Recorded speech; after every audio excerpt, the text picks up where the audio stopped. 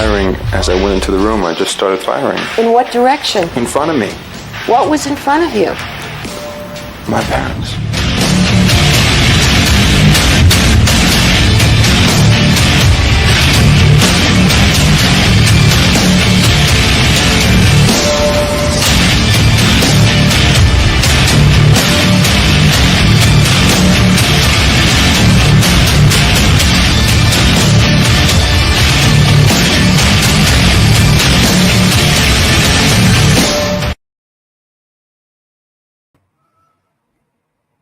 Well, hello. How is everyone? It is so, oh my gosh, Kez, it is great. I just got your message. I'm so happy to see you. Chico, I have so many things to say to you. And hello, Mr. Boss Man. How are you? Chico, your lives, I've been catching up. Oh, Kez, you're so sweet. I've been catching up on some of your lives during the evening. Sometimes at 3 a.m. when I wake up and I need something good to watch. You have been on fire, and I'm so invested in your channel. And if you guys would please drop Chico's Corrupt Chronicles channel in here. She just does amazing things and brings awareness and speaks her mind. And I adore, and I respect, and the work that goes into it is amazing. And I thank you for being here tonight. And how is everyone else? Hi, LFT. What's going on? Nothing. I was dropping Chico's link real fast. Yes, please. I'm listening to y'all. I don't know, getting back into the swing of things. I've listened to a lot of like random stuff on YouTube, but I've kind of taken some days. I have not been of listening to like our typical stuff. You've been what? I've been watching like more. I don't know. I watched this thing like the Kentucky Derby the other day, and then it took me down this whole thing to like greyhound racing and. So I've just distracted myself with other stuff. So there's a couple of things that I don't expect an audience here tonight, but I know that someone will watch this later. And when they do, good for them. Good for them. Before we get into Menendez, I want to talk about Rachel Morin really quick. The trial is coming up, and opening arguments. Hi, Wolfie. Thanks for being here. It is so nice to see you. It really is so nice to see you, Wolfie. So the trial starts. Opening statements will be April 4th. And right now I'm planning on going. But what I wanted to say, that one of the reasons we haven't been live is probably 85%. I just, thanks, Wolfie. Is 85% my fault because to be honest, I have been afraid. And the reason I've been afraid is because I got a death threat. And initially I wasn't going to talk about it. And then I thought, no, I am going to talk about it because I'm going to take back every bit of power that I can. And the death threat, I want this person to know that when they do hear this, has been taken extremely seriously on a number of different levels, both personally and professionally.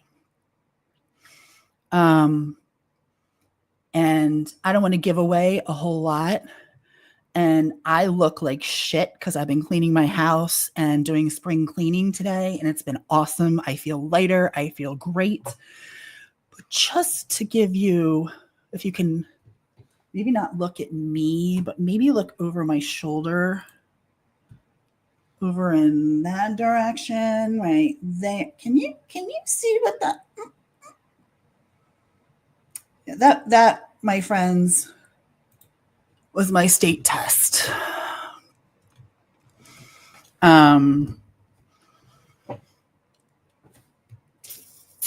And I passed with flying colors.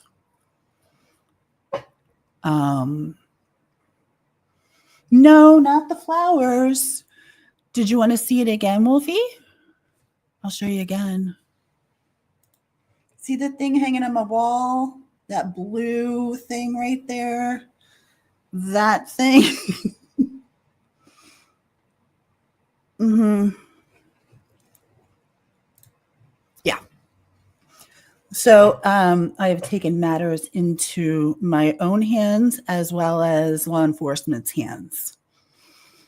Yep, that's exactly right. You will not threaten my family or me. That will not happen. I was absolutely positively paralyzed with fear when it happened. And that's not going to be the case anymore. That's not going to happen. I do not accept your threat. Especially when I've done nothing but help.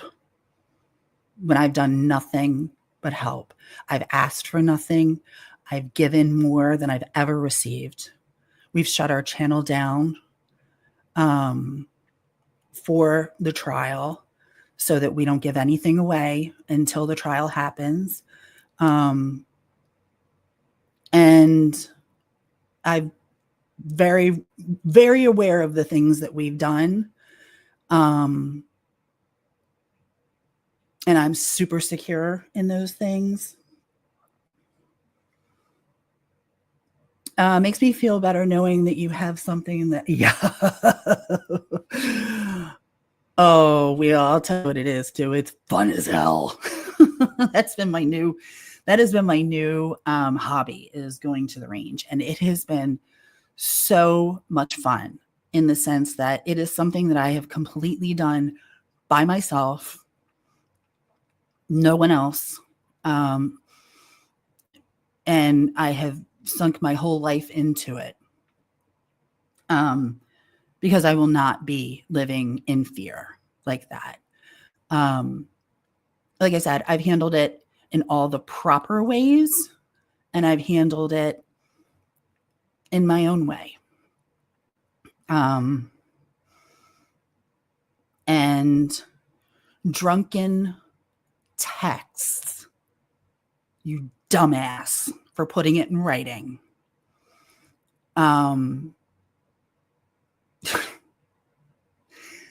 I will say this. You will not threaten me. And I will talk about what I want to talk about. And as soon as the gavel hits, it's all coming out. And all the proof. Threaten me all you like. But don't come around. And don't speak to me in public. Do not. Now that that's off my chest, I have been holding it in all day, deciding whether I'm going to discuss it. But it's one of the things that I need to do for me to take my power back, because even talking about it right now, I shake. You know when I don't shake? I don't shake at all. And I'm not bragging. I'm just saying, it's a fact. No, don't speak to me in private too. That's correct. Yes. No public, no private. Just don't speak and we're good. But one of the things that's really important for us personally with the Rachel Warren trial is that there's going to be some very, very special witnesses that day. And you don't got to be scared. You never have to be scared, Wolfie.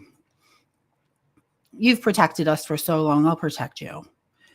There's two very special witnesses that will be on the stand on the 4th. And those two have asked for special colors to be worn that day. One requested pink and the other requested green. So we'll be showing out with green and pink hearts. We'll be showing out in green and pink shirts, ties, whatever you have. If you're in chat that day, instead of orange, we're requesting green and pink for those special witnesses. They need all the support they can get, and they're going to get it. And justice is going to be had. And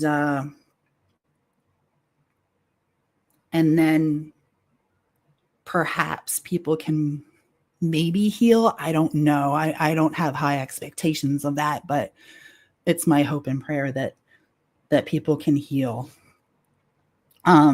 If you're just coming in, please hit the like button. I know there's not many of us in, and this can be a little team meeting tonight.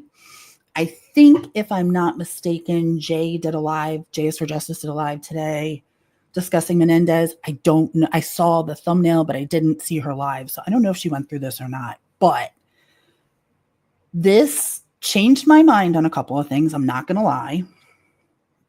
And I had like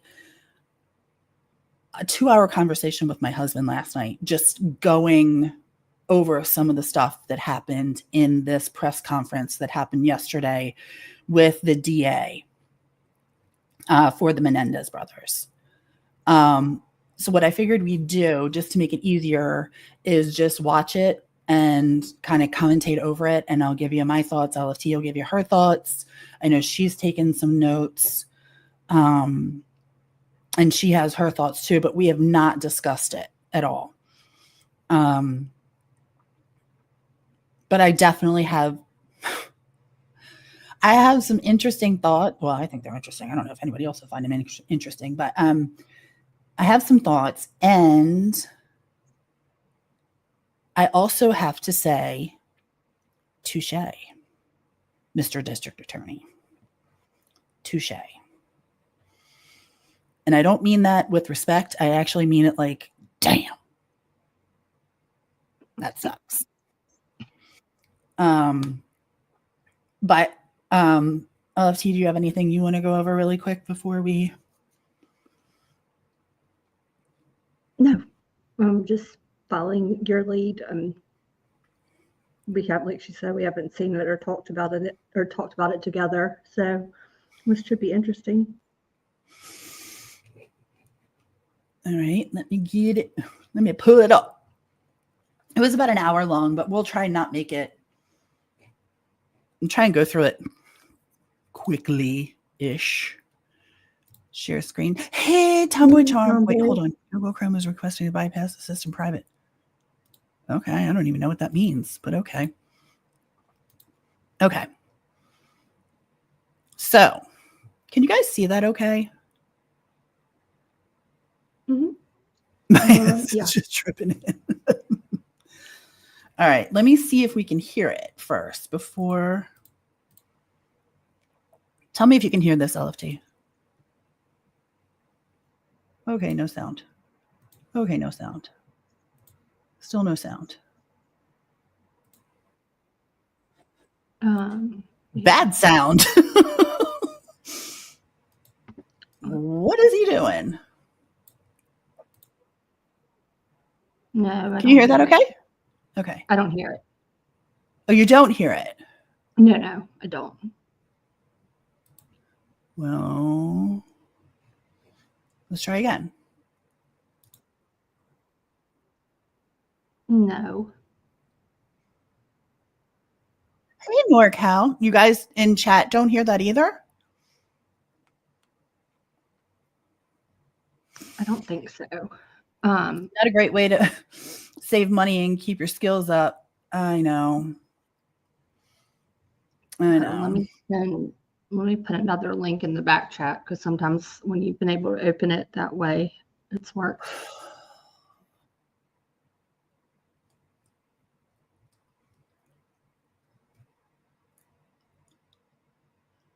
goodness.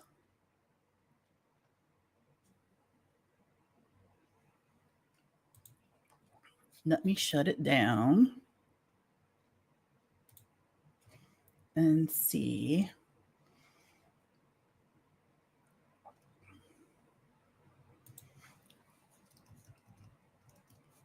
Menendez. Oops, why isn't this working?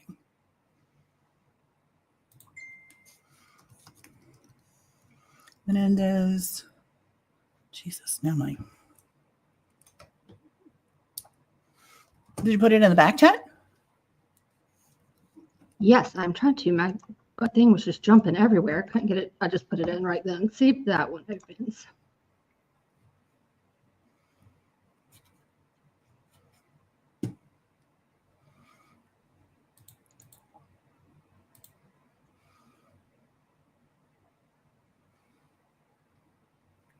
I have a link for another one too if it doesn't.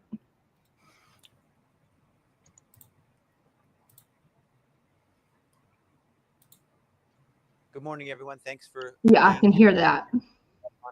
Okay, perfect. Perfect.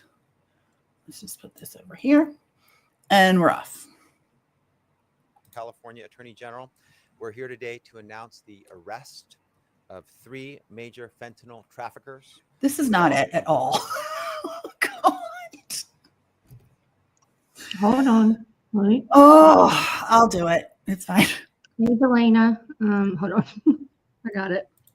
Oh my God. So Do we got it? Do we really?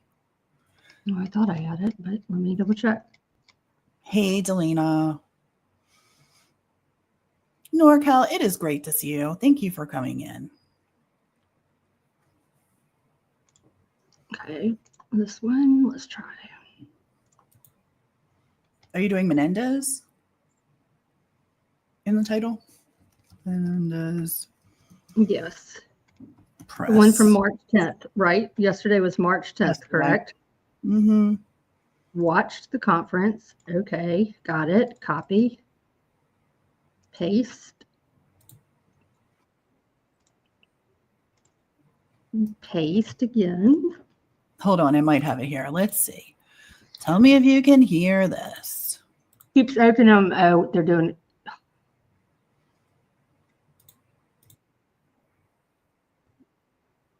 No, can't hear that one. But let me open that. What's this? The ABC News one that you just did? Put it in the back chat. Why is it not making sound? I don't understand. I don't know. I've been doing that. Hold on. Here we go. ABC News, Menendez. Got Default. it. Sorry, y'all. Here we go. I don't know why my computer does this. Macs are so stupid. I did share the audio. That's what sucks. Let me do video file. Nope, that's not it.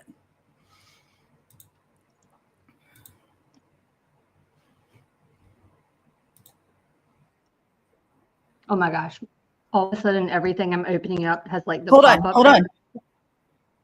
Oh, Jesus, you just sent me the same damn thing again. I'm not, no, it's on their website that's messing it up. I clicked the second one and I just realized they have the same link thing to both of them. So I'm grabbing the other one I watched.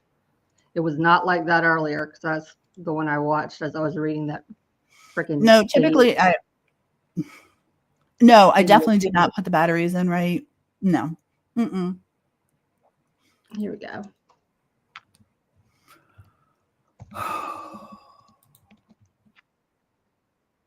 Let me see if this one will work for us.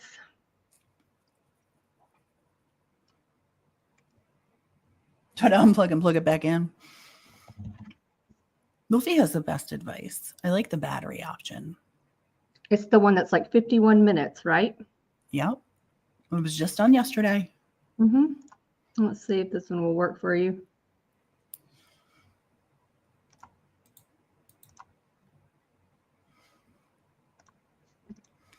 I don't know why mine isn't pulling up the.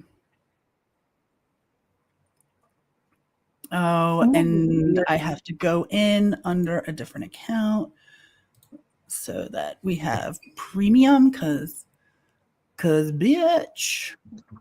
No, it's been annoying, like trying to play certain things, like share our screens and stuff with the audio. But it's like if you put it in the back chat and then open it, it's weird. It's like a weird StreamYard thing. But by the way, that Menendez, like I'm sitting right here looking at it, but they have the links mixed up on the website. All right, let's. Did that one work that I sent? No. The new one, the last one? All right. Let's try From the back this. chat. I put the third one back there.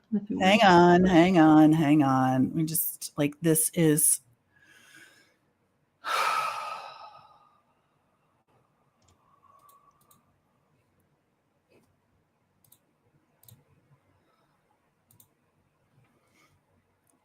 Let's try this one now. Okay. Hold, please. Hold, please. No. Okay. We'll do that. Is that a little better? Okay. And can you hear this? The first track was the habeas track. Okay. All right. So he's just going through and explaining right now. Oh my God. Do you miss this chaos? I do not, Kez. I do not. I do not. So he's just going through and explaining the tracks to potentially, and I'm going to use his words, give a pathway to potentially seeing the boys out of jail. That was a track. It started with a motion filed in May of 2023, where the Menendez brothers are asking for a new trial based on new evidence. About several weeks ago, we filed our informal response dealing with that habeas petition, opposing the habeas petition and saying that the justification for the new trial based on 2 additional pieces of evidence. You know what, Will? I didn't care for him either. But the guy before him really is the villain here. He's the one who did this all for political, and it pisses me off. This guy has to come in, and to be fair, and I'm trying to be fair, I'm not a huge fan of his either, and I don't disagree with you. But the way that he's using the law is a touch of brilliance. I'm not going to lie. And what I'm looking forward to is hearing Mark Garagos's reply to all this. Did not meet the legal standard to warrant a new trial. The second track that the Menendez case is on is the clemency track. This is a petition that the Menendez brothers filed directly with Governor Gavin Newsom. He could have acted on this petition either now, he could have acted on any moment since he has been in power since 2019. He can act on it today if he so chooses. He has unilateral constitutional power to commute the Menendez's sentences if he chooses and release them today. There is no hearing he needs to have. There's no deadline, and he can also do nothing. The third track is resentencing, and we are here today to discuss that third track. The resentencing is a law that was passed by the state legislature in California, somewhat unique law to California, that basically gives the judge, under certain circumstances, the power to resentence someone who has been previously sentenced. In this example, potentially, the judge could resentence the Menendez brothers from life without the possibility of parole to life with the possibility of parole. Now, resentencing hearings get started in 2 different ways in this case. One of the ways is that the court has initiated these proceedings itself under Penal Code Section 1172.1A1. The second way it also got started is when the prior district attorney filed a motion under this code section to begin the resentencing proceedings. What the position we are taking today is that we will go forward. We are prepared to go forward with the court's initiated resentencing proceedings and look forward to a resentencing hearing on that motion. However, we are asking the court to withdraw the previous district attorney's motion for resentencing because we believe there are legitimate reasons and the interest of justice justifies that withdrawal. Now, when one deals with resentencing, one of the key hallmarks of resentencing is, do the defendants pose an unreasonable risk of danger to the community? One way to decide if they pose that risk is to understand if they have been rehabilitated. And one way to understand if they've been rehabilitated is, have they accepted and exhibited full insight into the crimes that they have committed and accepted complete responsibility for their criminal actions. Okay, so I'm going to stop it there for 1 second. What do you guys think? Have they accepted responsibility, do you think? I think so. Wheel says 100%. You said you think so. Okay. I mean, that's not denying their initial stories and stuff that they've told, but since being on trial. It is actually. That's the actual argument. Hi, I'm a Puffin. Hello. Welcome in.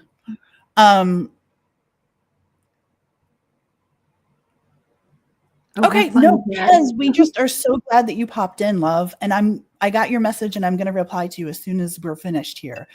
But I love you and thank you for being here. So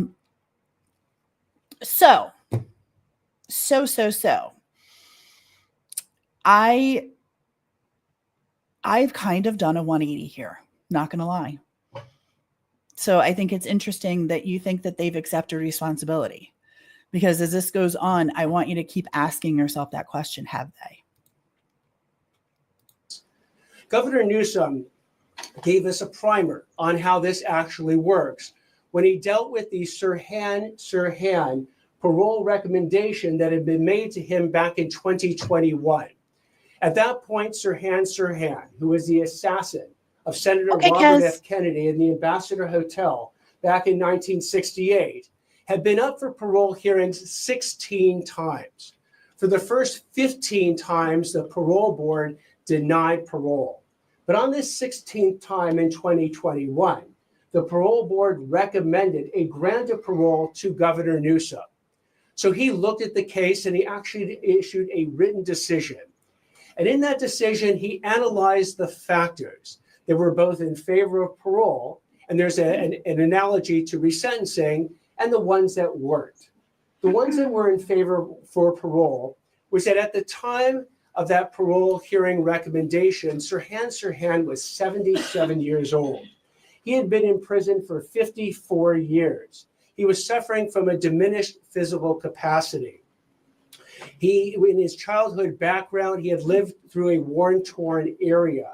He was 24 at the time that he committed those crimes. And while in prison for those 54 years, he had engaged in comprehensive involvement in rehabilitative and self-improvement programs. He earned his Associate of Arts degrees and other certificates. He engaged his classification score, which is an analysis by the California Department of Corrections and Rehabilitation as to what type of risk level you're at, was at the lowest. It was a 19. In fact, the California Static Risk Assessment said it was that lowest level. His rule violation reports, that's the number of reports that he had experienced since he had been in prison since 1968, was 2. And the last one was in 1972. He had letters. That's important to remember, by the way. That's actually really important to remember. He had 2. And the last one was in 1972. Letters of support from prison officials, and he had letters of support from 3 of the 9 living Kennedy family members. Yet the governor looked at all those positive factors, recommending parole for Sirhan. Now it's in 2021, 2022. But he said that one factor overcame all those other factors. And that one factor is that Sirhan had not demonstrated full insight into his crimes. He had not completely accepted responsibility for his actions, based on his multiple stories of what had occurred that night in 1968. So notwithstanding the fact that he did not, he had all these positive aspects, and he had the parole board recommending a grant of parole, in January 12th, 2022, the governor wrote that Sirhan poses an unreasonable risk of danger to the community and denied that parole. The reason this can be an instructive case is that there are almost no cases right now on Penal Code Section 1172.1, the resentencing statute. But the focus of it is the same focus as we have in the parole context. Is there an unreasonable risk of danger to the community by these particular people? In Sirhan, he was a murderer of Senator Robert F. Kennedy, and he shot 5 additional people that night. And here we have the Menendez brothers, who are murderers of their parents the night of August 20th, 1989. While Sirhan is 77 at the time that Governor Newsom made his decision, right now the Menendezes are either 57-year-old for Lyle Menendez or 54-year-old for Eric Menendez. Risk. They've served 35 years in prison. Sirhan served 54 years. They don't suffer from the diminished physical capacity that Sirhan does. They had also childhood allegations of physical, sexual, and emotional abuse in their childhood, while Sirhan had never been arrested or charged or convicted of any crimes before his offense. Eric Menendez had been arrested for multiple residential burglaries and received diversion. And Lyle Menendez had also been arrested for multiple residential burglaries. When it comes to rehabilitative programs, yes, both Sirhan engaged over the 54 years in significant programs, as have the Menendezes. When it comes to education that they earned, Sirhan earned an Associate of Arts degree.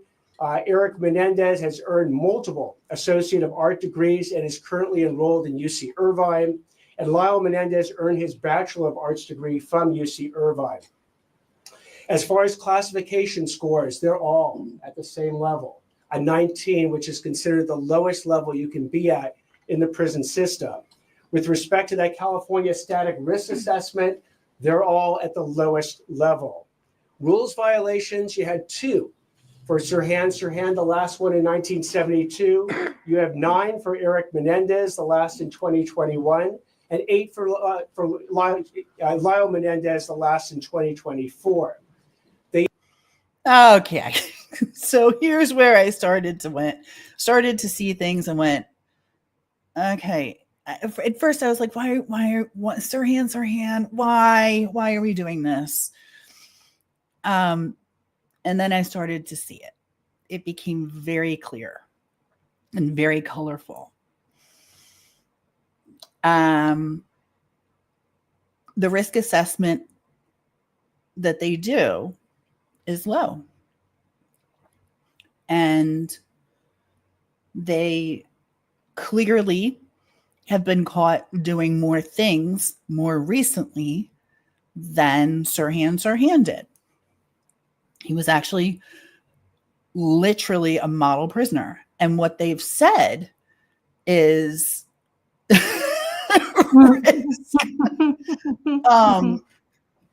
what they've said is, these 2 have been model prisoners, but have they?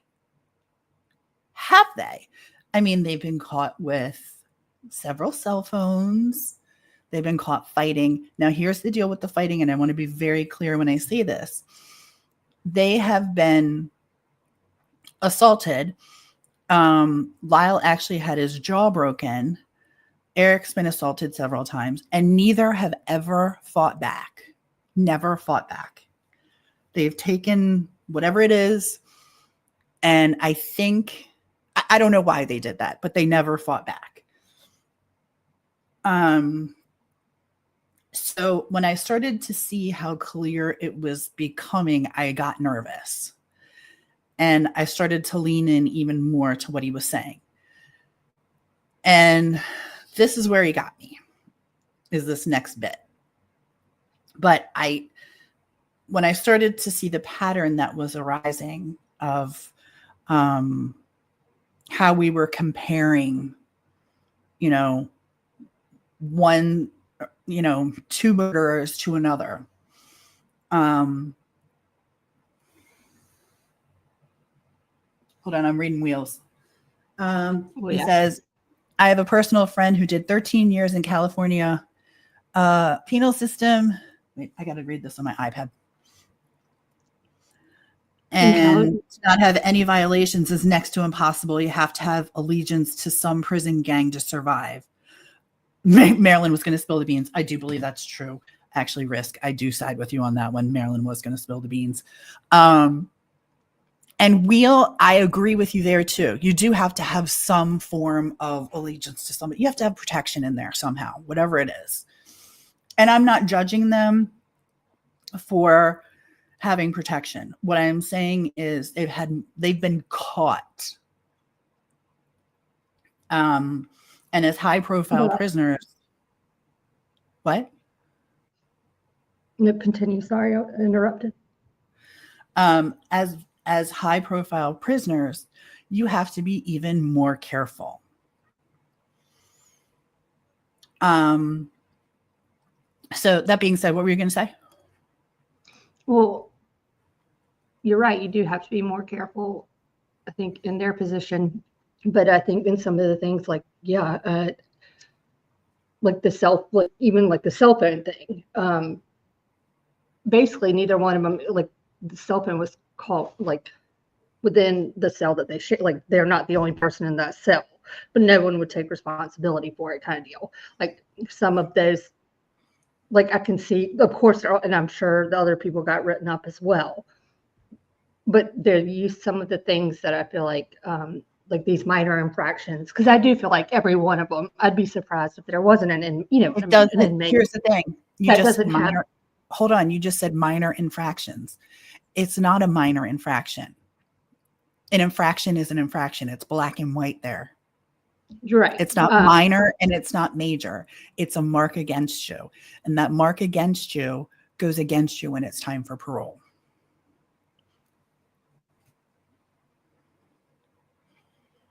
So you could have killed somebody or you could have had a cell phone. It doesn't matter. Well, a point is a point. A shot is a shot. You're right. That's true. I just have more respect and more for, there was nothing further that I've seen, or I've got to go back through all their infractions. Got to take morality out of it. We're looking at this just as the law. And that was where I stopped and started to like, oh shit.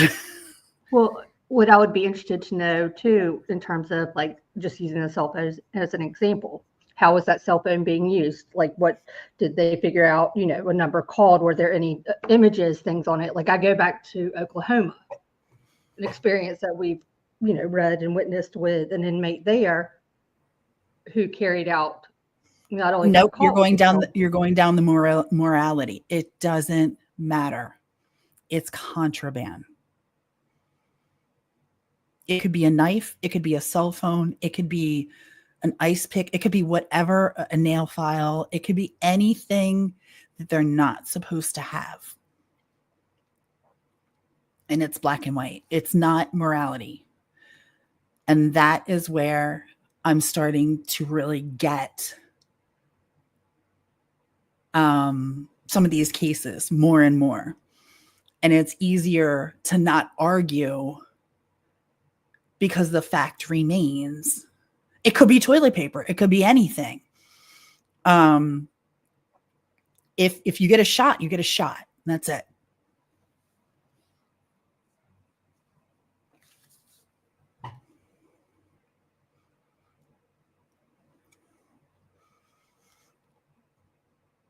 Yep, that's true. I know. I wish it weren't like that too. I'm a puffin. I really do. But that is the fact of it. And this is what I've been doing a lot of thinking and a lot of research on, is how, the law is very black and white. And this is what I said in the beginning of this podcast, how this guy was very smart to use Sirhan against the Menendez brothers.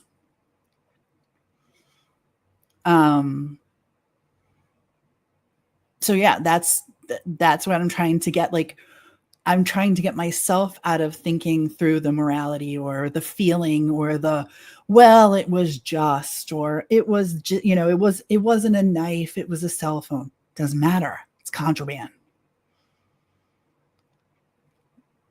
And whether it's theirs or not, it doesn't matter. It was in their cell. And if you're not going to speak up, you're going to take it. And, I get not wanting to be the snitch. Totally understand that, because you got to live. So then you take the shot.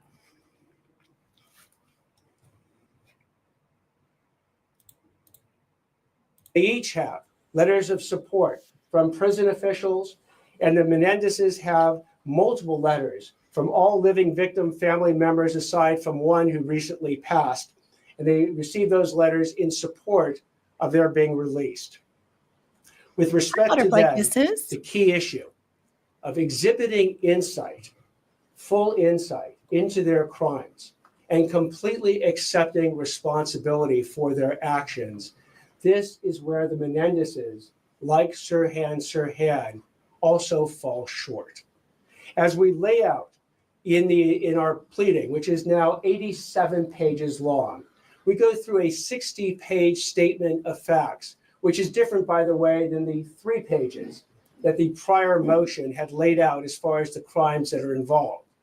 And as we show, the essence of the defense that the Menendezes have maintained from the first trial into the second trial to the present day is that they acted in self-defense. They had an actual fear of imminent harm, in essence, that their parents were going to kill them the night of August 20th, 1989.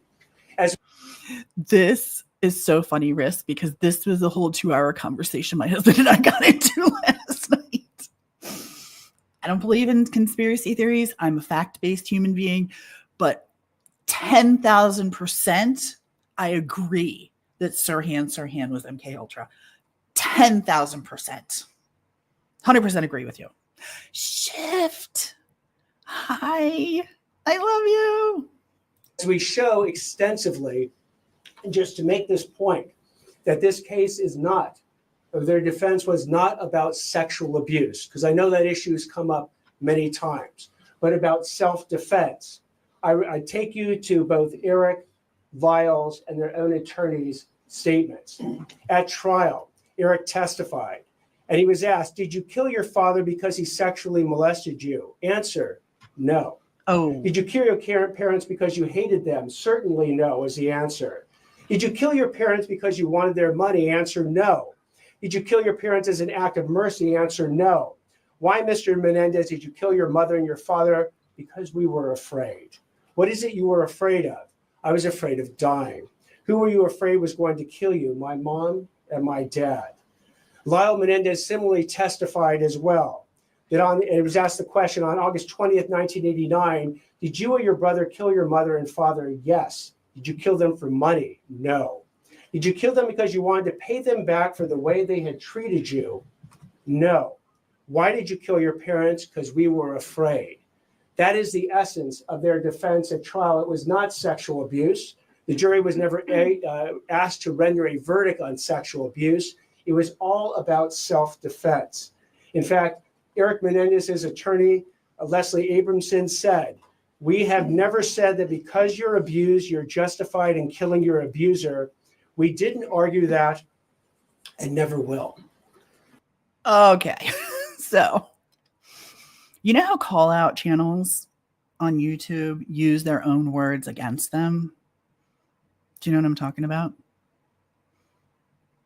LFT. Yes, sorry, I'm on a delay. Yes, call out. That's what this guy's doing. He's calling out Leslie Abramson and the whole defense. I don't believe they had fully processed their essay at the time of the trial. I'm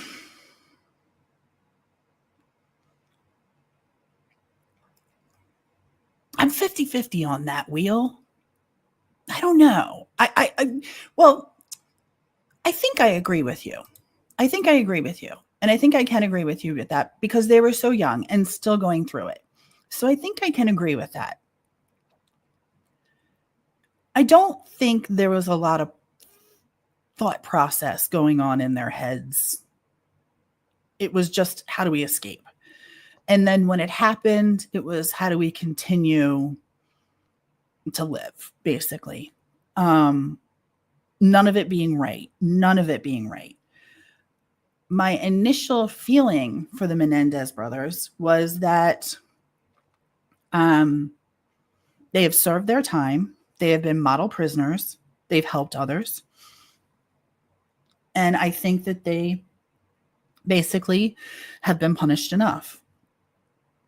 I thought and hoped that the Kano letter would be part of their new potential trial, which it's not going to be. And I understand why. But the things that I thought were going to affect and hopefully help them are the actual things that are going to keep them behind bars, because that wasn't their argument, nor was it their attorney's argument.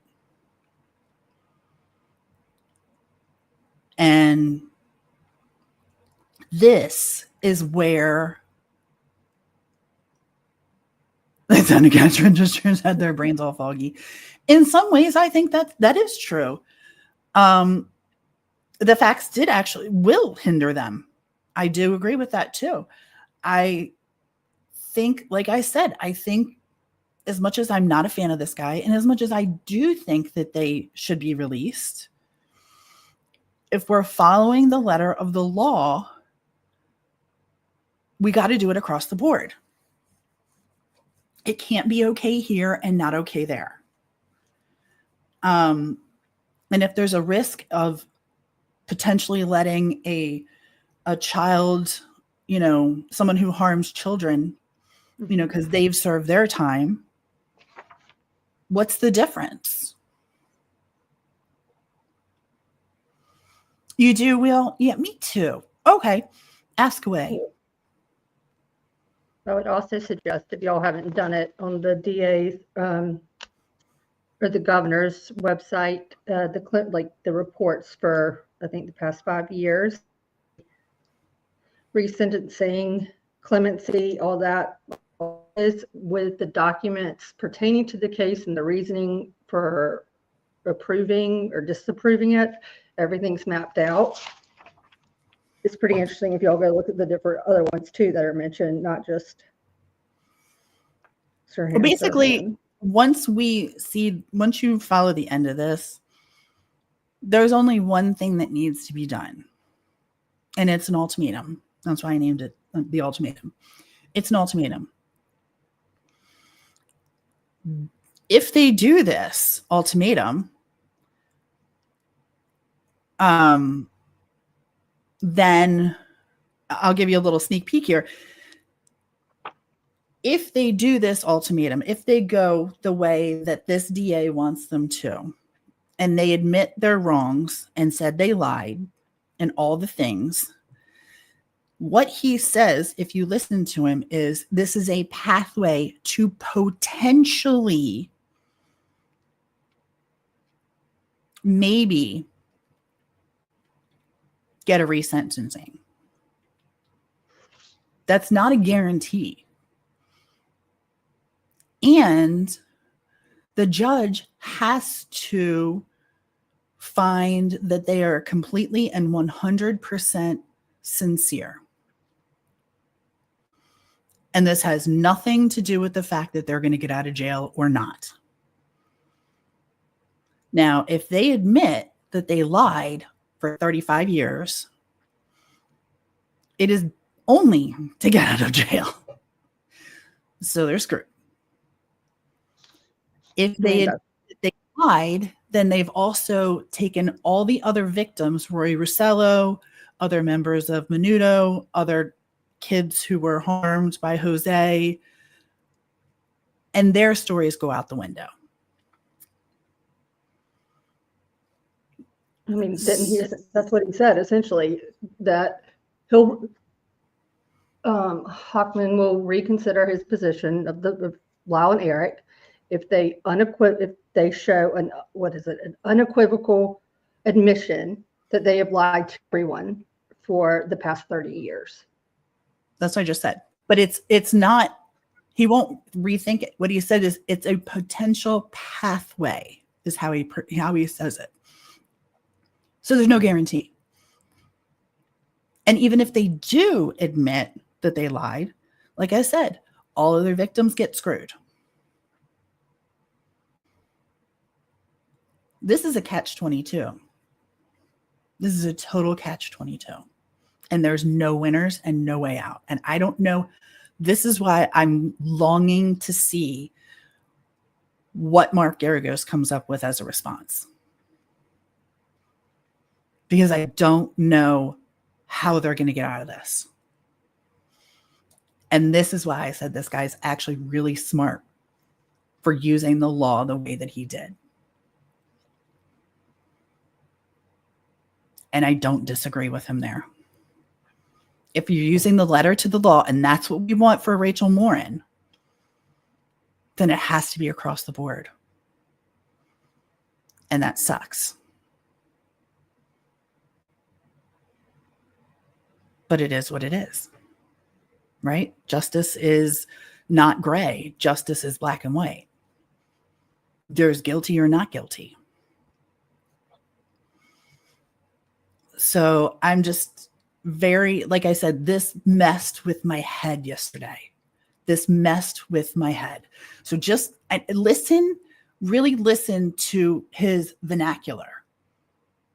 Because I think when I really listened to it, when like I said, when I started to lean in, I was like, oh my God, this is diabolical and brilliant. And I have felt one way the entire time up until yesterday. So the question then is, have the Menendezes exhibited insight into the fact that their self-defense defense was fabricated?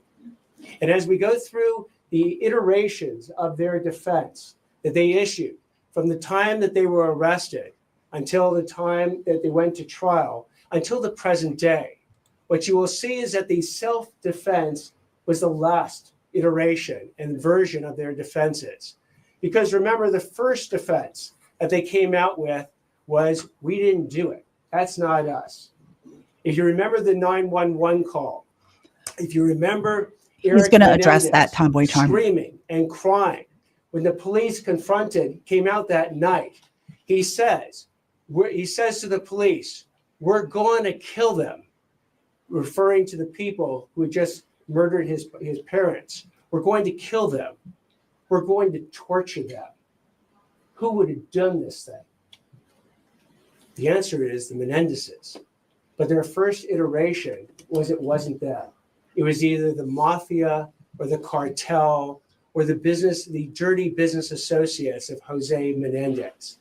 They persisted in this lie, not just the night of August 20th, but kept that lie going for months and months and months. And had Eric not confessed to his therapist, Dr. Oziel, months later, and that confession been taped, and that confession's tape been turned over to the police, they would have maintained it wasn't us. They convinced not just the media, not just the police, but their family and their friends that they were 100% innocent of these crimes. Until eventually these tapes came out, they were arrested, and then they changed to the next iterations. Because the next iteration of the story was when Lyle Menendez gets his girlfriend, Jamie Pisarek, to visit him at prison and says, I want you to testify that my father drugged you and violently raped you establishing that Jose Menendez was a violent rapist. Jamie Pizarro refused to do that. So the next iteration of the story was that Lyle Menendez asked Jamie Pizarro and said to her, well, Eric Menendez was raped by my father, but I was raped by my mother. That's a story that was then repeated to Eric and Lyle Menendez's uncle, Carlos Peralt. That Eric Menendez was molested by the father, but Lyle Menendez was molested by the mother. That iteration didn't go forward. The next iteration that ultimately came out at trial and just before trial was that both boys were molested by the father.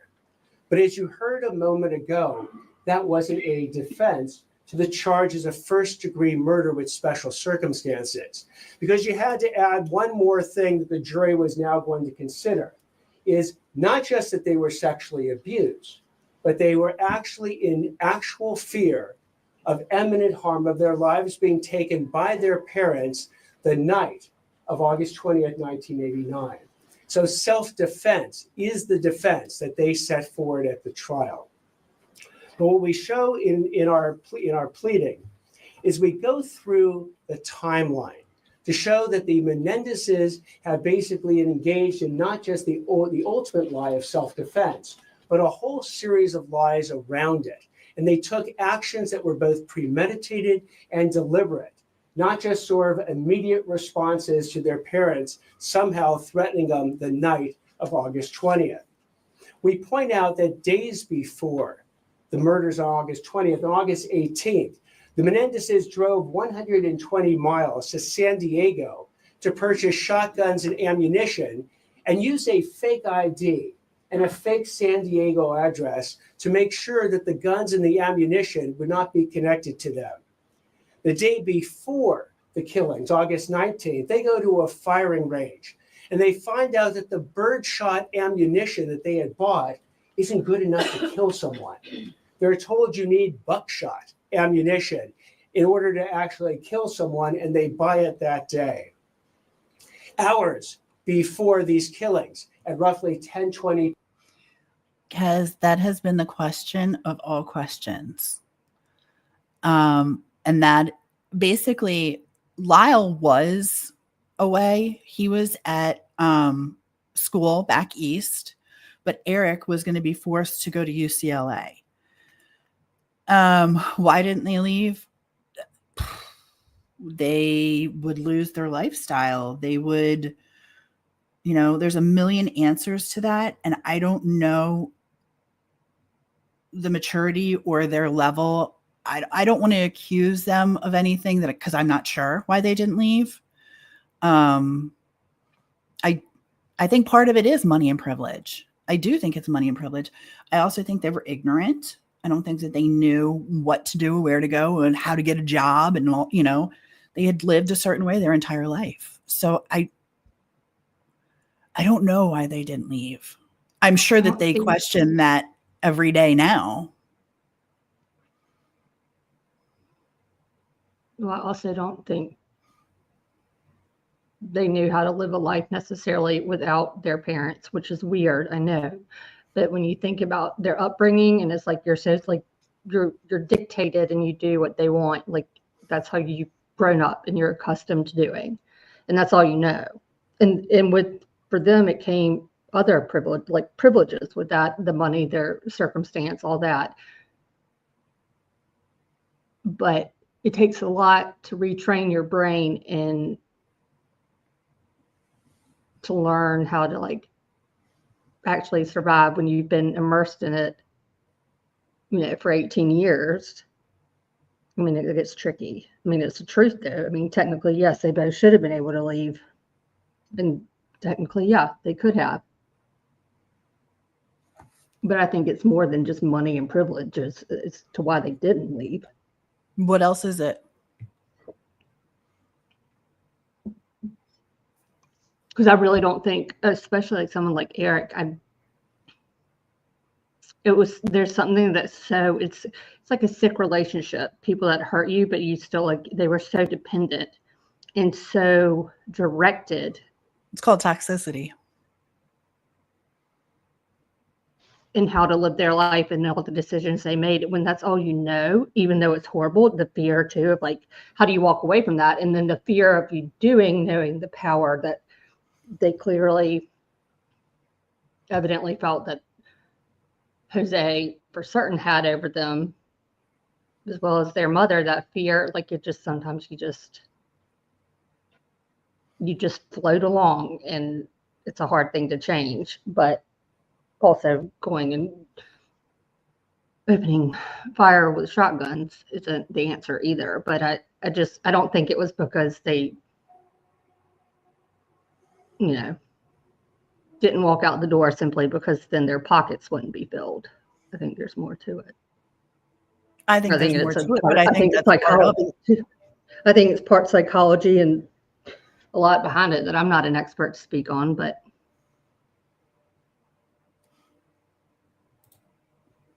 8 p.m. on the night of August 20th, Lyle Menendez contacts one of his friends, Perry Berman, to set up the alibi. And the alibi was that they were going to go to Batman the movie at the 8 o'clock showing. And they would be at that movie when the killings would have occurred, and then meet Perry Berman at the Taste of LA event afterwards. They set this up before the killings. Now, during these killings, as we've explained before, these weren't just a situation where all of a sudden the parents threatened their lives, they reached for something and shot them dead. No. These killings, the actual shots, were designed to make it look like a mafia gangland hit.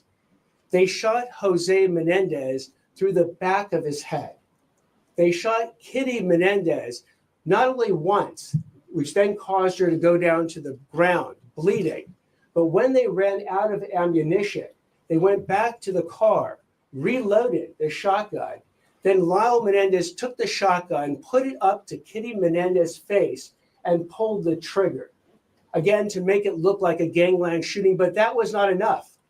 They then, while they were dead, shot them in the kneecaps to make it, to complete the picture of what a gangland shooting would be. And at that point, they also had the presence of mind to pick up all the shotgun shells that were lying in the dead, because they were worried their fingerprints might be in them.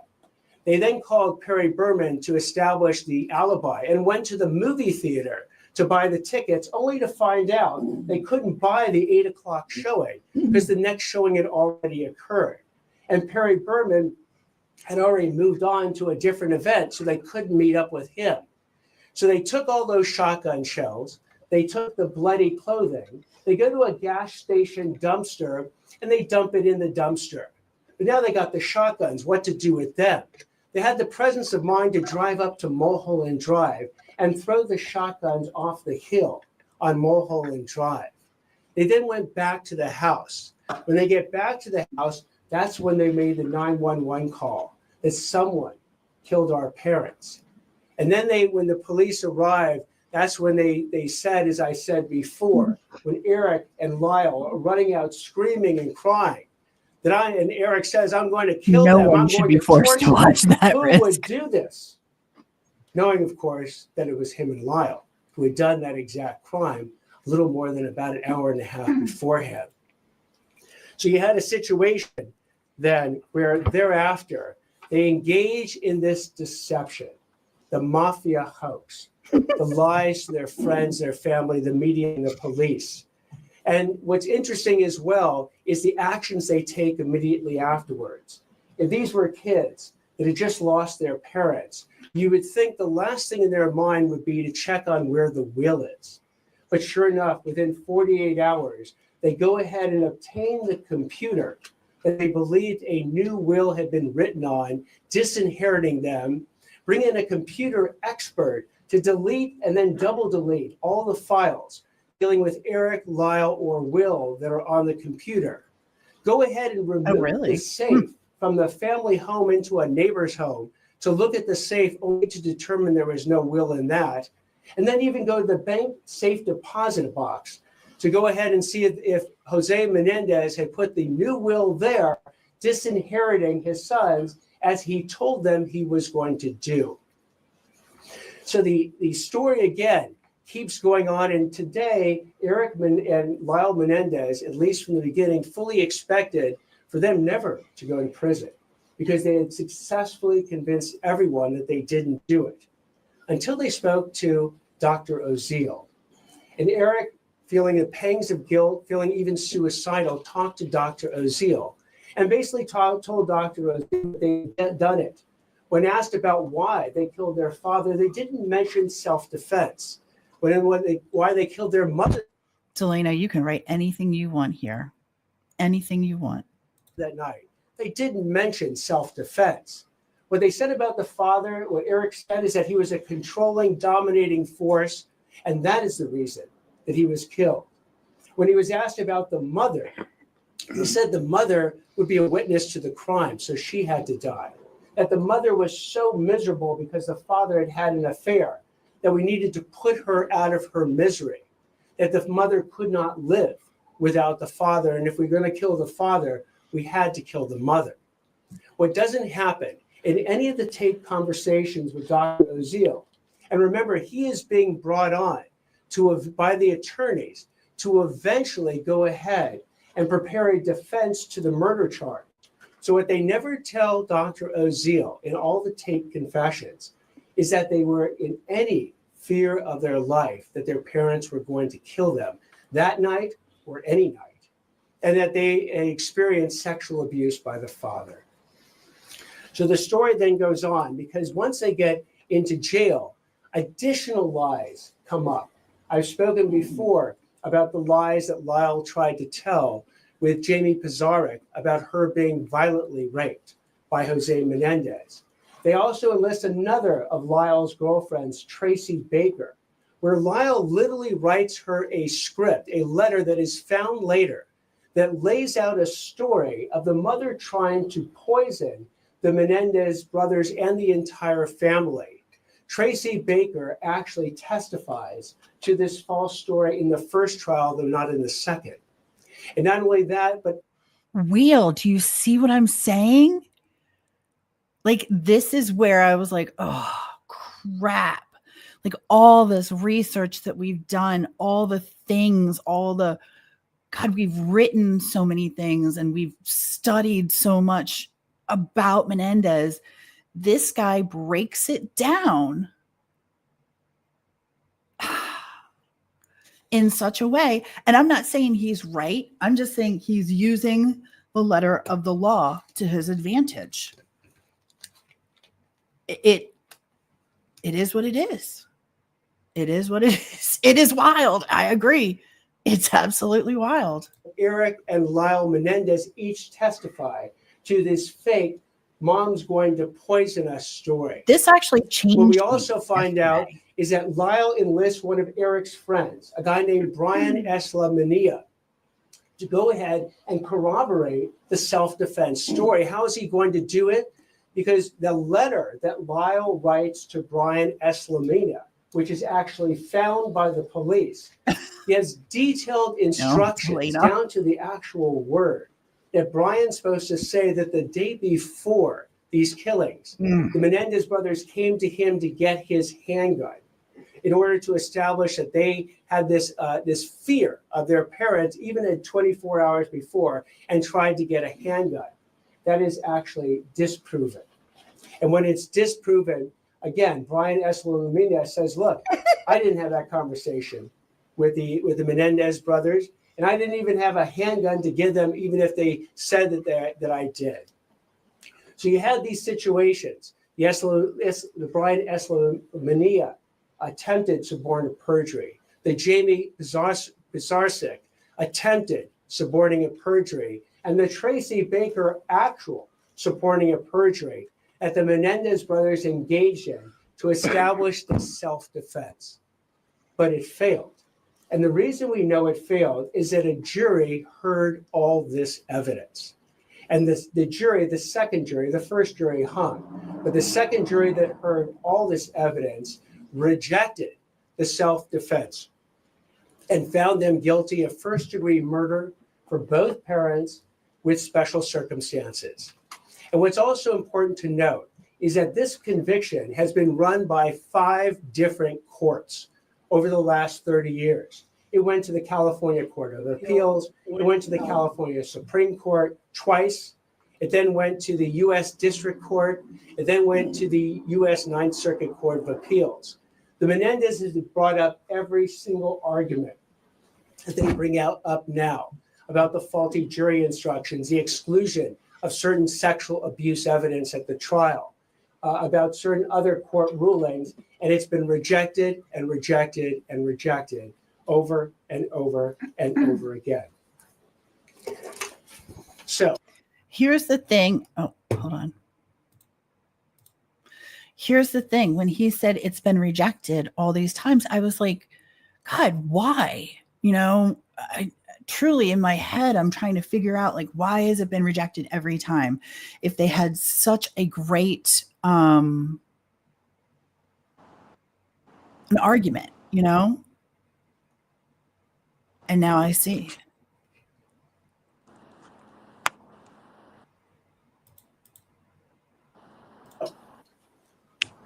in looking at then whether or not the Menendezes have exhibited the full insight and complete responsibility for their crimes, they have not.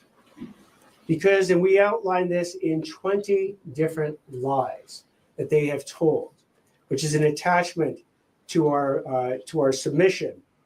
They have told 20 different lies. They've actually admitted to 4 of them, but 16 lies remain unacknowledged. They persist in these lies to this very day. So like with Sirhan not being able to exhibit full insight into his actions, so too the Menendez brothers failed to exhibit full insight into their actions. Let me give you 4 examples where they've actually admitted to the lie. Eric and Lyle lied on the 911 call about just discovering their parents' bodies. Again, when they were found out and the tapes came in, they admitted to that lie, and I mean the lie of the 911 call.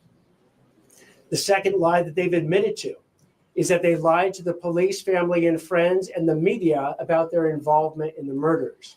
Again, when their confession came out on tape, they had to admit to that in the first and the second trial. They admitted that they lied to the police, family, and friends, suggesting the mafia was involved in the murders. And Eric admitted that he lied when he told his expert psychiatrist, Dr. Vickery, that his parents would kill him because his father's homosexual lover warned him that he was in danger 2 days before the murders. This is something that Eric Menendez told Dr. Vickery, and then months and months later finally recanted and told Dr. Vickery that that was a lie. But there are 16 lies that remain to this day that have been affirmed as recently as last year, where they affirmed the self-defense and they've never admitted to the suborning of perjury of others or the attempted suborning perjury. These lies include when Eric and Lyle claimed that their parents were going to kill them, that they had to act in self-defense by murdering them first. That the Brian S. Lamina letter, that they basically tried to suborn perjury from Brian S. Lamina, telling him to testify that they borrowed one of his handguns the night before the murder. Another lie that they told to support their self-defense story is that on that Friday, when they go down to San Diego, they said they actually didn't start in San Diego. They said they started at the Big 5 sporting goods store in Santa Monica to try and buy handguns. That unfortunately, there was a 14-day waiting period, they said, so they couldn't buy the handguns at that Big 5 sporting goods store in Santa Monica. They both testified to this. Turns out, as the evidence came in at trial, the Big 5 sporting goods store in Santa Monica hadn't sold handguns for 3 years at that point. So it was impossible for them to have actually gone and tried to purchase a handgun instead of a shotgun that particular day. They've never admitted that they provided that fake ID and fictitious address to buy those shotguns in San Diego in order to conceal their connections to the shotguns and the ammunition. They just said they used a fake ID because they had driven all the way down to San Diego and forgot their California driver's licenses. They testified that the day before the murders, Because me too. Me too. And I'm not going to lie, January 1st, I came in disliking this man so strongly. After yesterday and having a conversation, thinking about it, and I mean, I really thought about this I've been, like I said, I've been cleaning all day and I've been thinking about this. And it's like, Garagos better have a Hail Mary response and it better be solid. He doesn't And have one. well, that was exactly what I was going to say. I don't think he has one. This changed the way I used to feel as well. According to the letter of the law, I was going on emotion. I was totally going on emotion. I admit it 100%. I was going on facts, but a lot of it was emotion. I think they've, served their time. I think they've done, but this, you're absolutely right. It shows you need all of the information. And it's so funny you say that, because this was one of the things that I said is like, I'm so ignorant to the law. This guy really schooled me on this particular case. And for me, and I'm just saying for me, I'm not saying for anybody else here, for me, I'm going to find it very difficult come March 20th, 20th, I think it is now, to root for them to get out.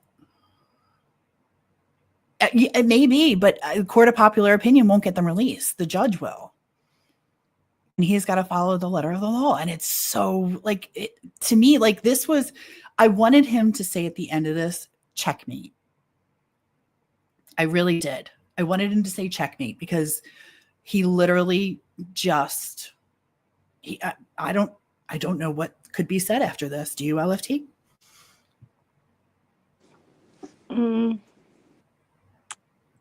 Not really. I gotta find. There was one thing he did mention. I saw quoted. I think it was on his Today Show interview or Good Morning America or something.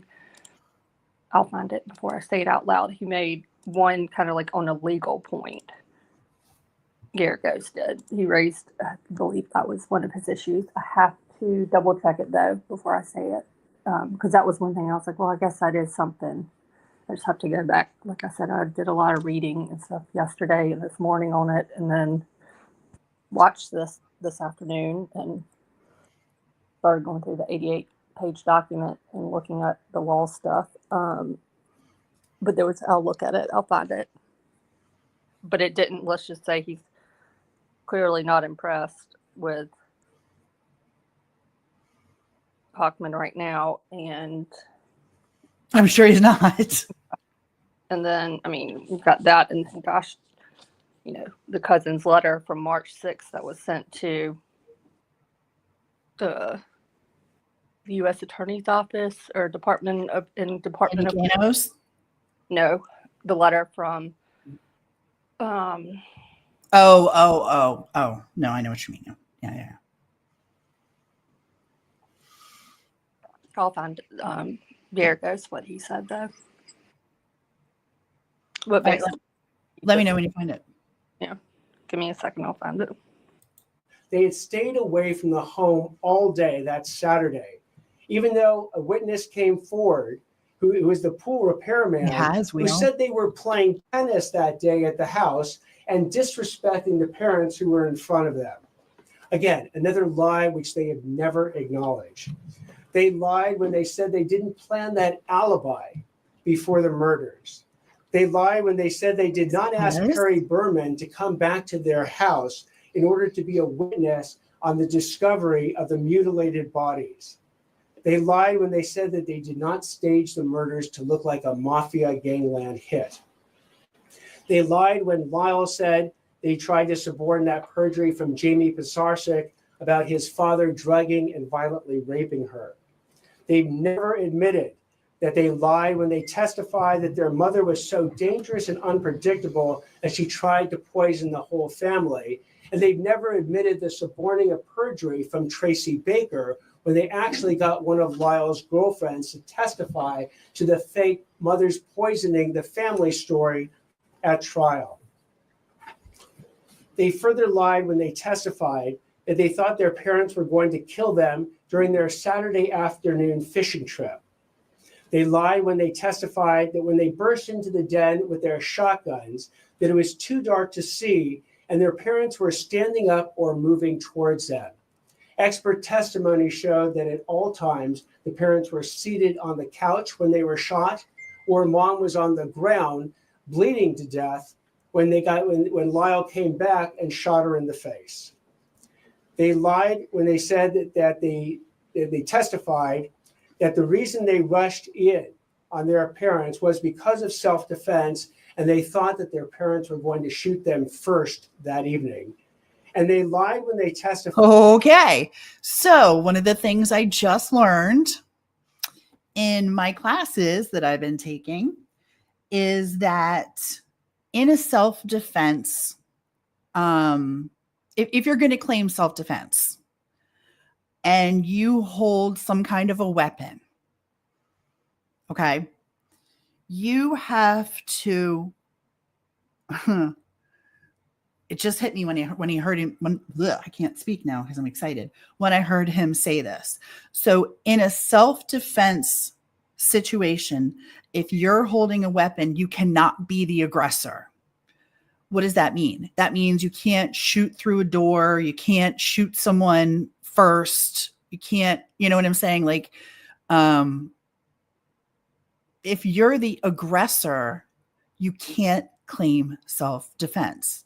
Where were the parents' weapons in order for them to claim that their life was in danger and self-defense?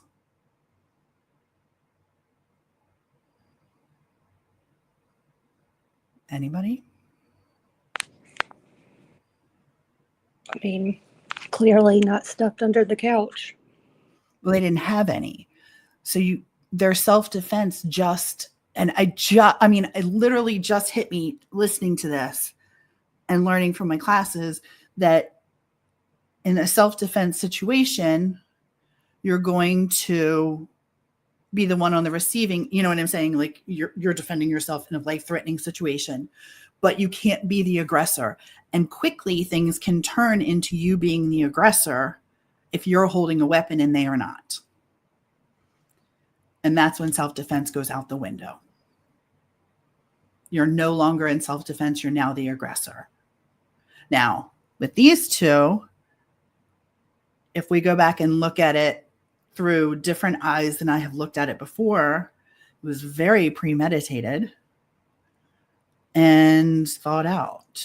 And I hate this because no part of me doesn't believe that they weren't abused. I think they were. I absolutely 100% think that they were.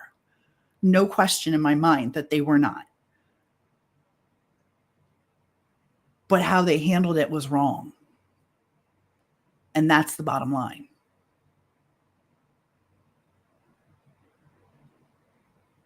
Garagos will try to explain lies saying their legal counsel was not competent, maybe.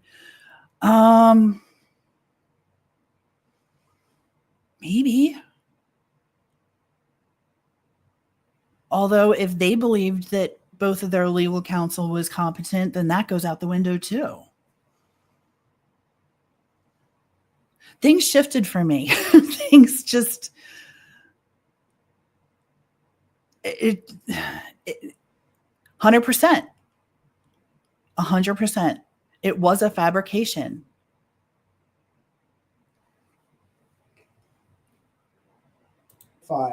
That Dr. Oziel blackmailed them into confessing on tape to murdering their parents. We lay out this series of 16 of the 20 lies that they have never acknowledged, never showed insight into, never completely accepted responsibility for. Agreed. By the way, what I just described to you was mentioned in a paragraph in the original motion that was filed by the district attorney's office. There was no discussion of exhibiting insight into one's actions or completely accepting responsibility for it in the original motion. So we are basically, in some ways, offering a path to the Menendez brothers. And here's what the pathway looks like. If the Menendez brothers at some point unequivocally, sincerely, and fully accept complete responsibility for all their criminal actions, acknowledge that the self-defense defense was phony, and their parents weren't going to kill them the night of August 20th when they murdered them in cold blood. Acknowledge that they suborned or attempted to suborn perjury in all the various ways I have outlaid. If they go ahead and finally come clean with the court, with the public, with the DA's office, with their own family members, and acknowledge all these lies, and then can be said to have fully and completely accepted responsibility for their actions. In the future, the court can weigh these new insights into making a determination as to whether they now qualify for rehabilitation and resentencing. Did you pick up on all that lingo? And Delina, you're absolutely right. You're absolutely right. I agree. Did you pick up on all that? The pathway may possibly, if they admit everything, call everyone else a liar, do all the things, stand on their head, then maybe, just maybe, I might think about potentially, possibly, sort of, kind of, might consider giving them a different sentence. Maybe. But even if they don't do that, if they decide against, if they don't adhere to the ultimatum of you have to admit that you were just been, y'all are still lying after 30 years, essentially, got to cover it all. They still have, like Hockman, it doesn't have the final say too. So technically they still have pathways either way, like, because they're pursuing them right now. I mean, do you think a judge is going to go against the DA on the letter of the law? I mean, probably not, but I'm just saying, I mean, they're already exhausting their last pathways as is. Well, that's what I'm saying. But I'm looking at it, I'm literally trying to look at it realistically and say, Newsom can come in and say, all sins are forgiven, you can go. But that hasn't happened. And a judge can say, you know what, DA, after everything you've just brought forth, I still think they should be let out on the basis of what? Time served? They killed both their parents. Now, granted, their parents were evil, terrible people. But they did what they did. And this is why I'm saying, if we're looking at the law, then we have to look at it across the board the same way. And I'm very, like, I was really upset about this last night. Dev, hi, love. I agree, Wheel. I don't think that they did. And this is why I have a newfound, I don't necessarily like this guy. I don't, I don't like to lose. But I have an incredible respect for his knowledge for the law and how he's dealing with this.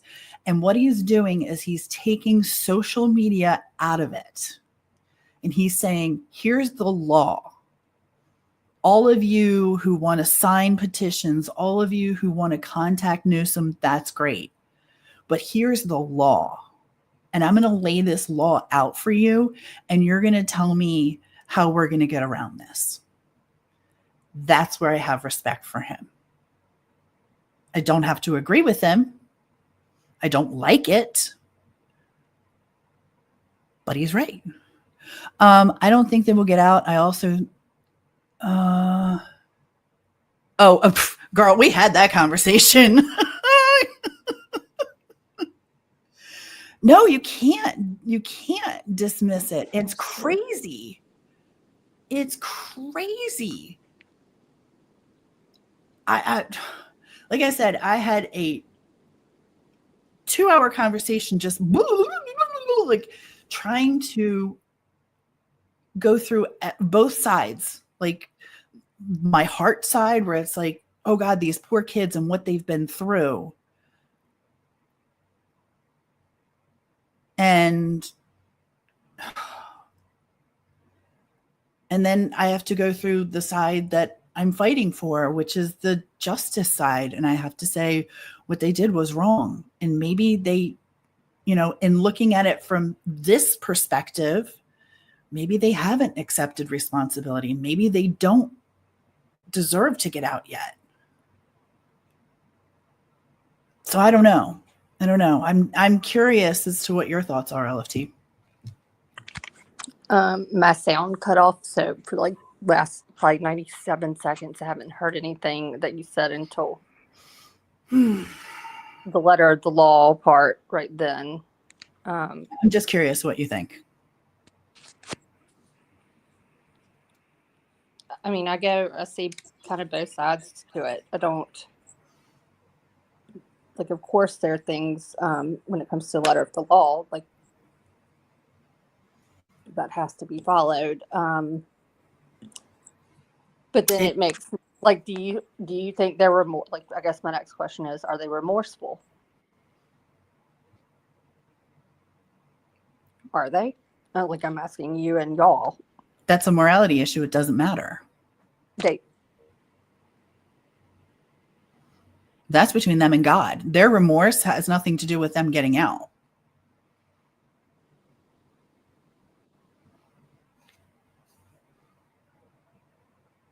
They have to admit to the lies, which they clearly have told. Mm-hmm. Remorse has nothing to do with it. Absolutely nothing to do with it in my eyes.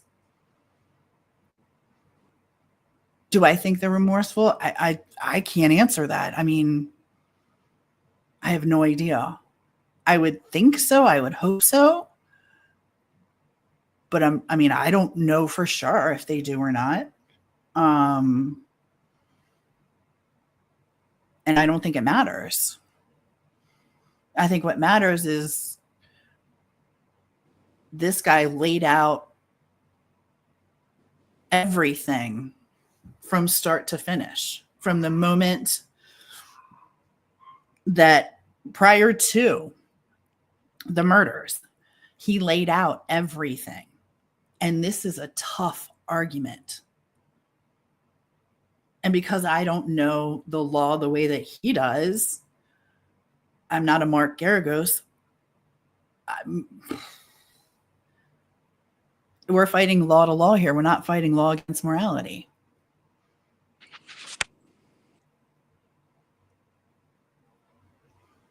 Yeah, I've got to reread some of that stuff. I was looking at earlier about the definition of when it comes to the Department of Corrections and the Parole Board of Rehabilitation and the standards that have to be met. I mean, a few things. The DA does kind of reference to, but I want, I've got to look back at all that stuff because I want to know that criteria. And I'm assuming, in the next 90 days, we'll know more because hopefully we'll have that risk assessment, like the detailed report put out and the recommendation based off of that. But well, their risk assessment is low. I mean, they all had the same, scored a 19. I mean, which is fine. That's all well and good. They still have to accept, and they have to accept it in a way that the judge is going to re-sentence them. And in doing that, they can't do it. And this is why it's so freaking brilliant to me. They can't do it in a way that they want to do it to get out of jail, which is the only reason you would do it, right? You would only admit to this to get out of jail, but they can't do that. That can't be the excuse. It has to be genuine.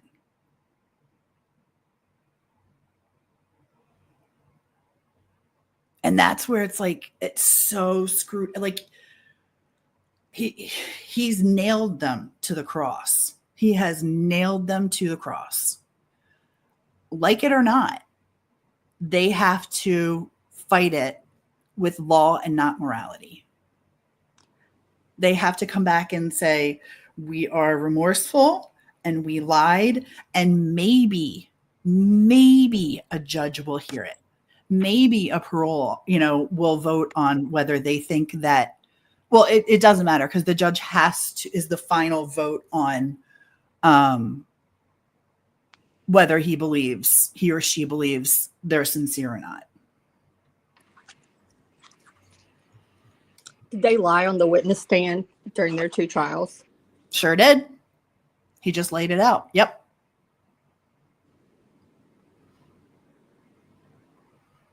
Did you kill your parents because they sexually molested you? No.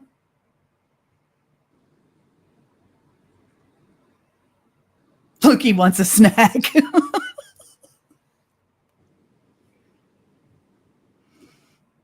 Did you kill your parents because you thought they were going to kill you? And you were afraid? Not simply. That wasn't the question asked. Simply because, did you kill them because you were scared? Or that wasn't bad? the question asked. It's on like the second page, the first couple that were answered. When he said no, like it's like, no, I mean, not just that, but what was that one that he said yes to was what? What was it? Where'd it go? Are you afraid your parents are going to kill you? Based on what? Did you kill them because you wanted to pay them back for the way they treated you? No. Why did you kill your parents? Because we were afraid. Afraid of what?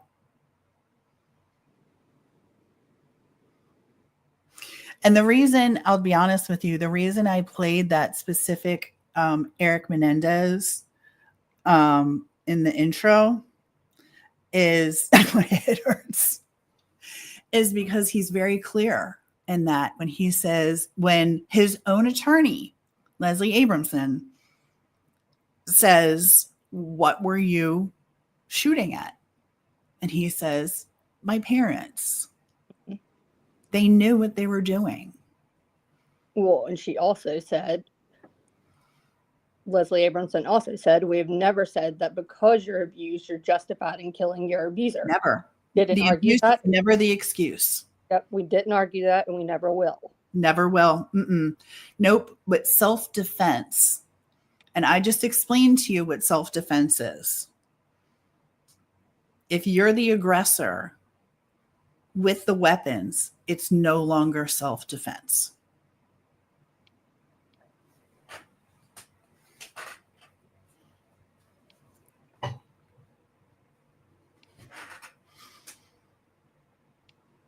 If somebody comes at you with a knife,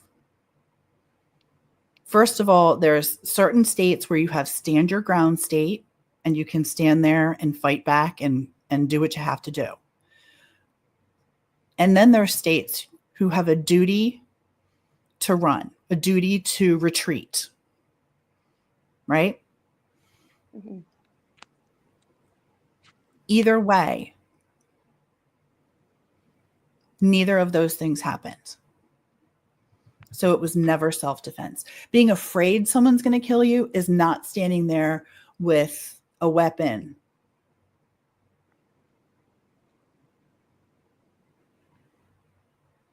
Their parents had no weapons. That's exactly right. So the self-defense goes out the window, which is what he's saying. And I just am in the process of learning all these laws right now. And that's why I find this so fascinating. And sad, because I spent a ton of time, really hoping and praying that they might get out. But after listening to this and doing some research and learning the things that I'm learning and really paying attention and like looking up the laws, the letter of the law is across the board. And I want it across the board. I don't want it some here and some there. Because I'm going to court in a couple of weeks and hoping to God that the letter of the law is, you know, done to a T. I can't turn around and say, well, except for the Menendez brothers. I can't do it. I can't do it. So in my case, I have to now close the book on Menendez and wait for the 20th and see what's said there and learn more about it. This is where my life is right now. Wheel is what feels right, but what is right. Morality has nothing to do with the law. I have to say it a million times. Teresa from Criminality would say that to me a gazillion times. She used to say, tattoo it on your forehead. It doesn't make a difference. And it's so hard for me because I think I'm a feeler. I'm emotional. I think like that. The law isn't like that. The law isn't like that. And to be fair, I don't want it like that.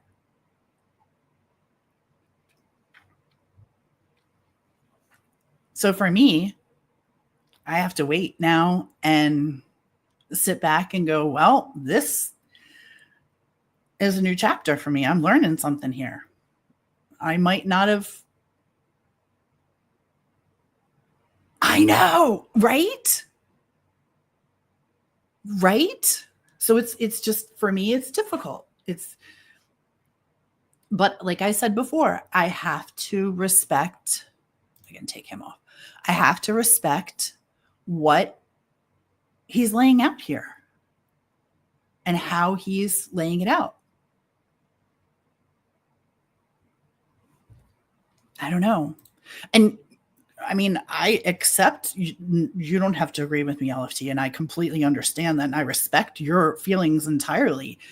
I'm just trying to look at it from the perspective of this is how the law works. And this is how I want it to work, because we're getting ready to have another case where I want the law to work well and have no consideration for parole. Yeah. Well, I mean, it's not that I don't want the law to work and the letter of the law to be followed when it comes to everyone. I mean, that's why we have laws. I don't disagree What's with the that. difference here? Why do they get a pass?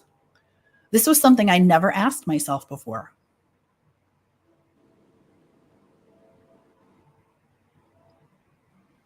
Why do the Menendez brothers get a pass? I felt sorry for them. I led with my heart. I dismissed things personally that were pretty awful. And I can't do that.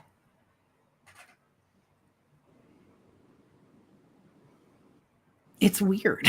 It's very bizarre. But this is what I've come to.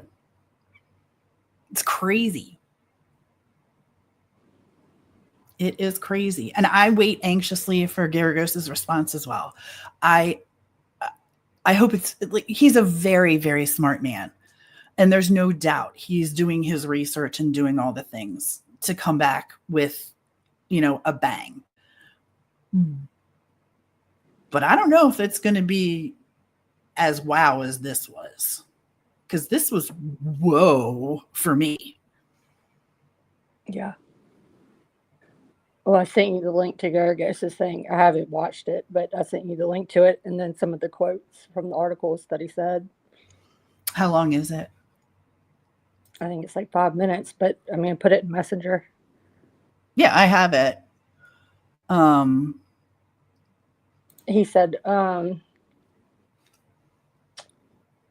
of Hockman's alleged lies, Garagos told today's Samantha Guthrie, was the assertion that the brothers' claim of self-defense was fabricated.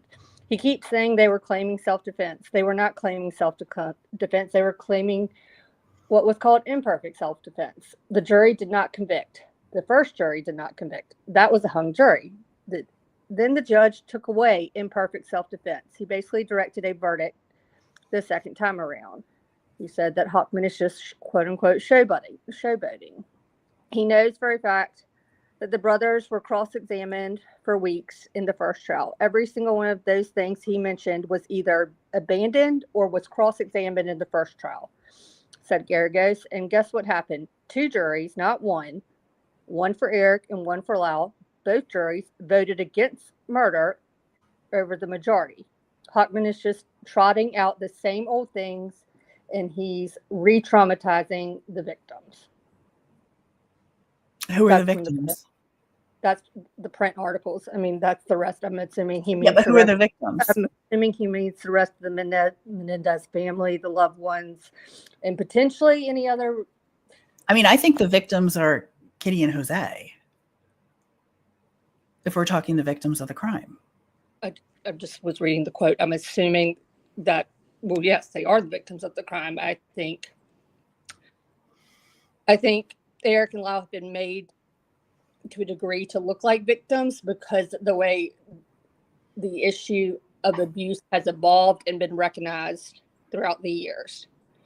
But I think the point of the DA is how can you be a victim when you're holding a shotgun?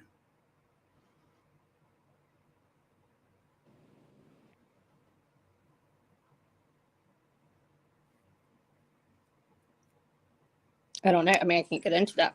But we'll just assume because they could still be like 2 things can be true at once. They could be a victim, but yeah, they also held a shotgun. Not in the letter of the law. I said 2 things could be true at the same time, just like They can't in the letter of the law. That's not true. That's actually not true. And I just explained that by saying that you can't be the aggressor and claim self-defense. So that's where they're screwed. I'll play this though really quick for you.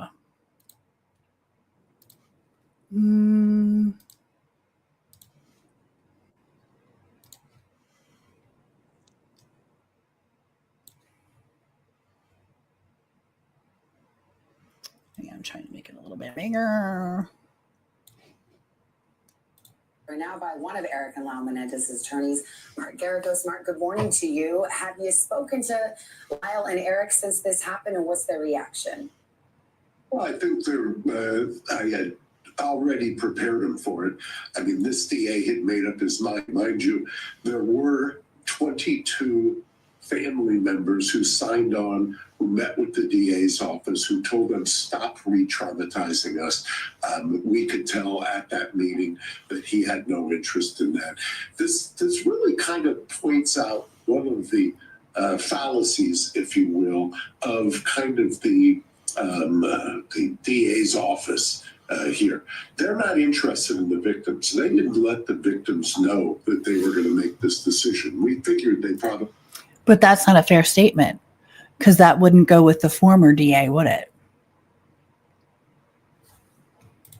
It would, when he hired one certain person in connection to head victim services. There isn't a single living victim who endorses this. In fact, every single victim, as Anna Maria just stated in the package leading up to this, wanted them out. This gentleman, this DA, re-traumatizes the family repeatedly. He's almost serially... What?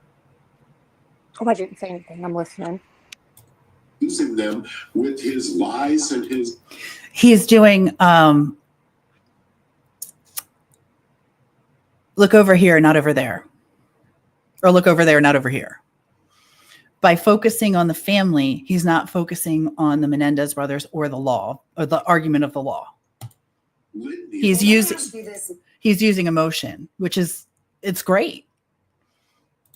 Because in a sense, this is rather straightforward. He lists 16 different lies that the brothers have yet to acknowledge, and says if they would sincerely acknowledge these lies, he would reconsider. Would you take him up on that? Savannah, let me tell you something. He obviously he's showboating. He knows for a fact both brothers were cross-examined for weeks in the first trial. If he's showboating, why not call their bluff? Savannah, just hold on for a second. Every single one of those things that he mentioned was either abandoned or was cross-examined on in the first trial. And guess what happened? 2 juries, not one for Eric, one for Lyle. Both juries voted against murder over the majority. And let me tell you one other thing. He keeps saying they were claiming self-defense. They were not claiming self-defense. They were claiming what was called imperfect self-defense, which meant that jurors who heard all the evidence, not somebody 30 years later recasting this case with a bunch of nonsense that was rejected, which was what the DA was doing, but jurors heard this and they rejected it. All this was basically a rehash of the opening statement from 30 years ago by Pam Buzanich.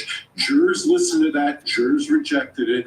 He's just trotting out the same old things and he's re-traumatizing. Well, the jurors did convict. I mean, he was saying that they claimed the jury didn't convict Savannah. If you're going to make statements, understand what you're saying. The first jury did not convict. That was a hung jury, I know. To hungs. Then the judge took away imperfect self-defense. He basically... And then what happened, Mr. Garagos? Corrected a verdict the second time around. Well, that's right, but they did claim at trial that they feared for their lives, and that was the reason for the murder. That was all the evidence that was presented at the first trial was truncated and not presented at the second trial. Okay, so here, let's get the facts out there. Then your attorneys, you just should have done a better job in the second trial, right then and there. Well, I do think, I mean, they were from the second trial, they didn't stand a chance to do it. I don't think they did either. I don't think they did either. I've always thought that. But the attorney should have done better and I'm just going by what he's saying right here and now. Just this conversation. Yeah. He did, and just reinvent facts. Well, okay. Well, let's set that aside for the moment because, as you say, you don't want to litigate the past. You want to go forward. Do you believe that the clemency petition is now your best bet for freedom for these brothers? No, I don't. I actually think that we've got a habeas that's still alive. We've got a resentencing, which is still scheduled for the 20th and 21st, and we have the clemency. And by the way, he can withdraw. He can say he wants to withdraw. It isn't his decision.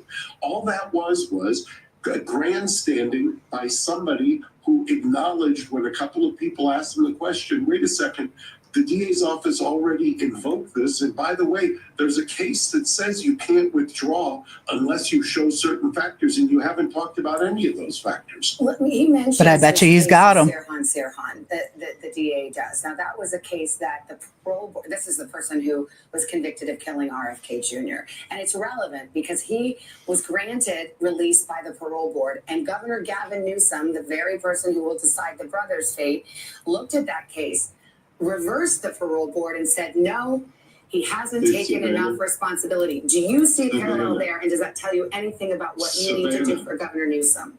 Savannah, that was a parole hearing. That wasn't a resentencing. But the governor, fair enough, but it's the governor's decision. Listen to me, Savannah. You can't go and say, I'm going to pick up an issue of a parole hearing and what was said in the parole hearing after the parole board acted and say, okay, now I want to take those statements and I want to apply them to a resentencing hearing, which is a completely different legal proceeding. Correct, but we're talking about clemency. We're talking about a clemency petition, not a resentencing, something in the hands of Governor Newsom, who perhaps has shown that he wants to see this acknowledgement. I'm just asking you if that changes your strategy at all. And what I'm asking you, Savannah, is if you want to talk about, which is what we started, the press conference. Why didn't he answer the question? That was a very simple question that she asked. Actually, I would think that he should have a pretty easy answer for that. He should have had. It had to do with resentencing. What I'm telling you is you took the bait just like the. But he's blaming Savannah. He's gaslighting her is what he's doing. He did and started talking about a parole hearing when what the DA was up there presumably. She just said, okay, that aside. Was about a resentencing hearing. He's going back to the argument. There's three different avenues.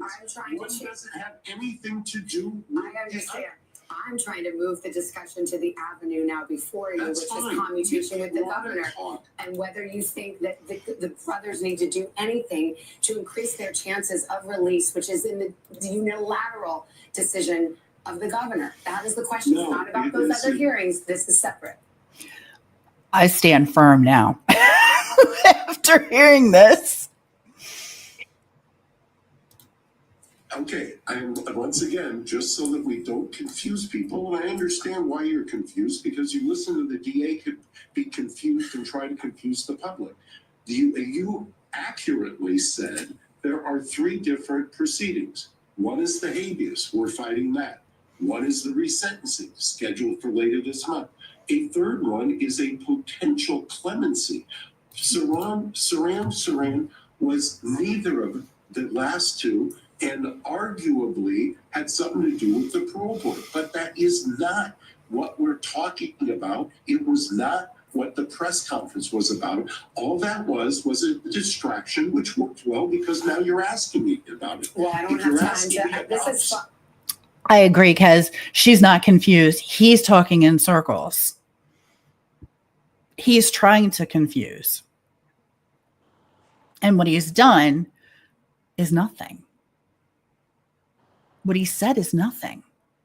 He hasn't said how he is going to defend them. He hasn't even said that he has a defense. He's just argued with her. That sucks. And it reminds me of the old court TV days with you, Mark. And we could, if I had 10 more minutes, we would meet. All right. Well, that sucked. Damn it. I was looking forward to something a little more educational, Mr. Garagos.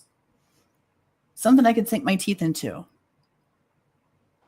Seriously, Delana. Seriously. Literally could have been like, planning to foster a conversation with them to discuss. All right, if this is what we need to admit to. That's not what he did. He decided to argue on international television. And I'm disappointed because, like I said, I like Mark Garagos and I like him for them because I think he's a very smart man. But he did not handle himself well here. Delina, you're fired. Was it the fuck or the you that would have gotten you to Oh, he was very rude. And I'm disappointed because, like I said, I think he's a very smart man. And I think he's good for the Menendez brothers. And I hope that he has something up his sleeve. I really do. I think he's worried. I know he is because he never answered a single question. He totally sidetracked and said, don't pay attention to that guy behind the curtain. Pay attention to me over here talking and arguing with you. Because all that other stuff, that's not going to be good. So we're just going to be over here. I don't know. Those are my feelings. Quite frankly, the clemency thing that she was asking, like, do you feel like that's basically having Newsom move forward with this, the more in-depth risk assessment, all that, whatnot. All she was asking, does this look like he's showing like a favorable sign for the brothers? Was all she was asking. Like, do you have faith in it? And like, could this be a potential option? I don't know how he missed what. I don't know. It's like you can't redirect him if he's mid-sentence. I don't know. Like I said, yesterday was a game changer. Do you think there's a different, like, Yeah, there's a chance, like depending on how this proceeds, that one brother could they have two different outcomes? No, I think that they have a lot of soul searching to do in order, like I said, it doesn't. Okay, let's roll the dice here and say that Eric is more remorseful than Lyle. Oh, hi, legend. Hi, my friend. Let's say that, for instance. Or let's say that Eric is more sincere than Lyle. It doesn't mean he's getting out. It means that there's a potential maybe of laying of a pathway to potentially sort of kind of maybe, all those things. And then in doing so, you're discrediting every other person who was assaulted by the man that you killed. You're going to discredit all those people. There's a lot to think about there. There's a lot. I don't know. I don't know how they're going to do it with sincerity and not look like they just want to get out of jail, which of course they do. Who can blame them?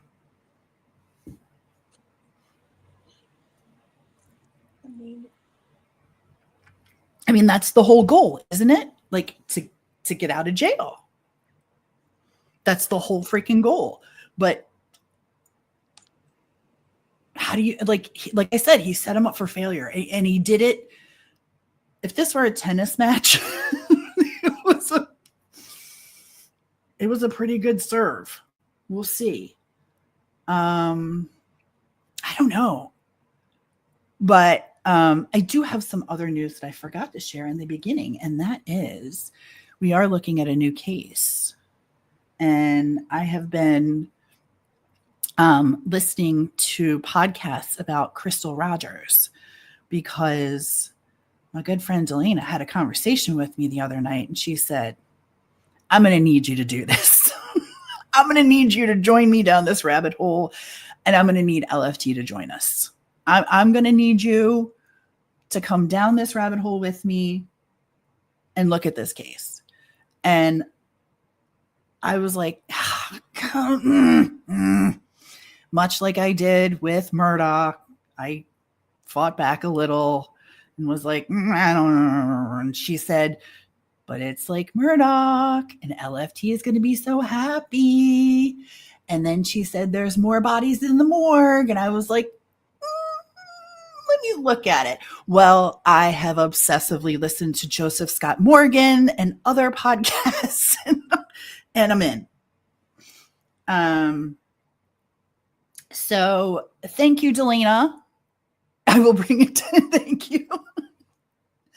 Well, Delana has been talking about this for months, and she's been asking us for months, you got to just check it out. You got to check it out. And I was kind of like I did with Murdoch and LFT. Yeah. Sure. But it is interesting and it is crazy. So this is our new obsession. We're going to be looking at this as well and talking through some things and learning about this case. And I'm at the very, very beginning. LFT, I know, has watched some more things than I think I have. I've listened to different true crime podcasts.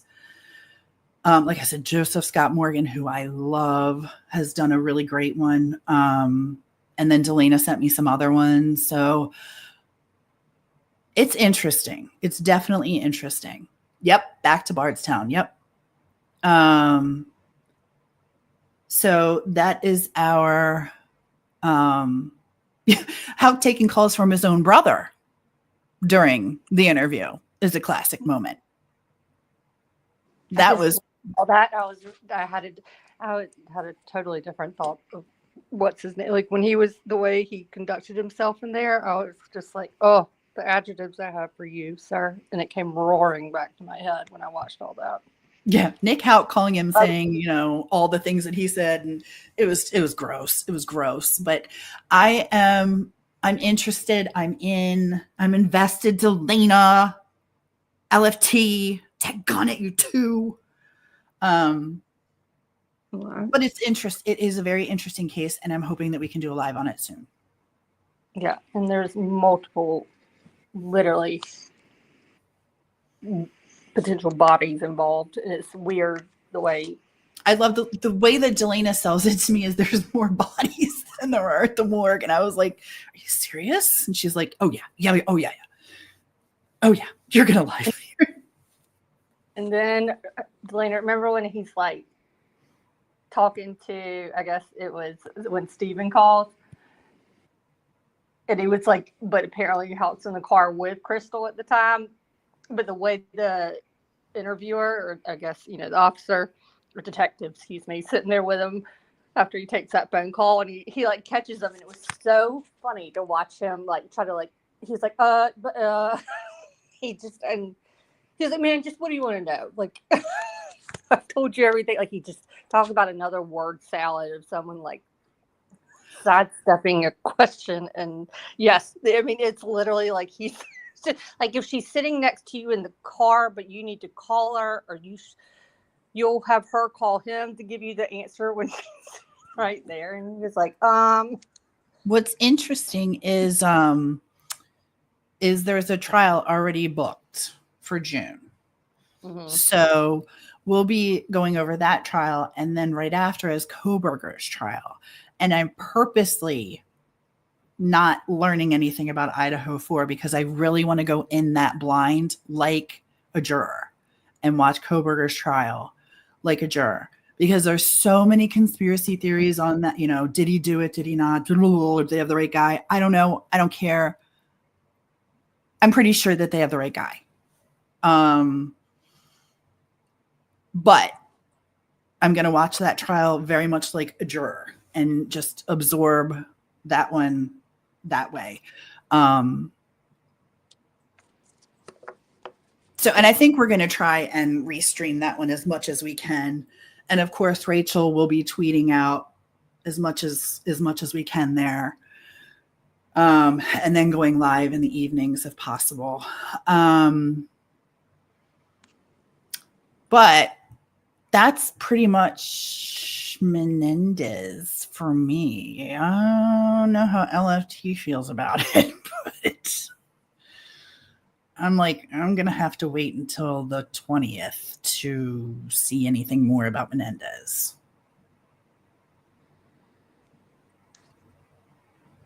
Sounds like a plan. All right, you guys. Well, thank you for joining us tonight, and thanks for going over this, and thanks for voicing your opinions too. I appreciate it. I